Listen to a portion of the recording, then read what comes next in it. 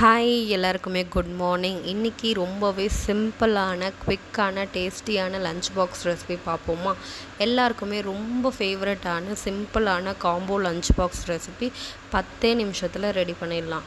ஒரு குக்கரில் rice boil பண்ணி எடுத்துக்கிட்டேன்னா இங்கே 1 கிளாஸ் ரைஸுக்கு 2 கிளாஸ் வாட்டர் ஊற்றி அதை ஊற வச்ச ரைஸோடு ஆட் பண்ணி பாயில் பண்ணி எடுத்துக்கிட்டேன். அந்த பாயில் பண்ண ரைஸை நான் பெரிய பாத்திரத்தில் ட்ரான்ஸ்ஃபர் பண்ணி அதை கொஞ்சம் ஆற வச்சுட்டேன். நெக்ஸ்ட்டு ஒரு பேன் இல்லைன்னா கடாய் எடுத்துக்கோங்க. அதில் கொஞ்சமாக ஆயில் ஆட் பண்ணிவிட்டு கடுகு, ஜீரகம், கடலைப்பருப்பு, உளுந்து ஆட் பண்ணி கொஞ்சம் அதை ஃப்ரை பண்ண விடுங்க. ஃப்ரை பண்ணதும் குட்டி குட்டியாக கட் பண்ணி வச்சுருக்க இஞ்சியும் ஆயில் ஆட் பண்ணி அதை நல்லா ஃப்ரை பண்ண விட்டுட்டு நெக்ஸ்ட்டு வந்து ரெண்டு பச்சை மிளகாய் எடுத்து அதை ஆஃப் ஆக்கி அதையும் ஆட் பண்ணிவிட்டேன்.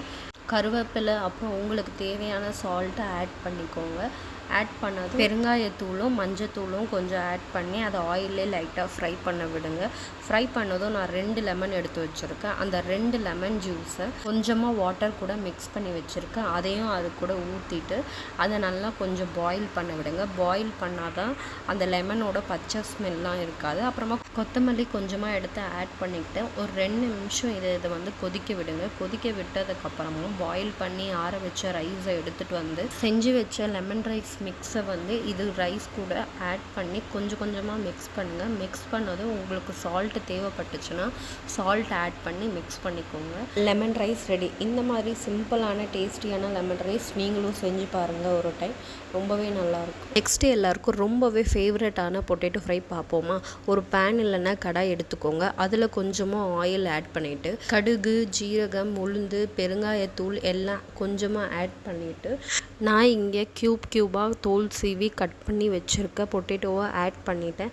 ஆட் பண்ணதும் ஆயிலே 2 மினிட்ஸ் ஃப்ரை பண்ண விடுங்க. ஃப்ரை பண்ண விட்டதுக்கப்புறமா கருவேப்பிலை கொஞ்சமாக எடுத்து ஆட் பண்ணிக்கோங்க. பண்ணதுக்கப்புறமா மஞ்சத்தூள் 1/2 ஸ்பூன், சால்ட்டு 1/2 ஸ்பூன் ஆட் பண்ணிவிட்டு நல்லா ஃப்ரை பண்ணுங்கள். ஃப்ரை பண்ணதுக்கப்புறமா நான் இங்கே ப்ளெயின் மிளகாத்தூள் வந்து 1 ஸ்பூன் எடுத்துருக்கேன்.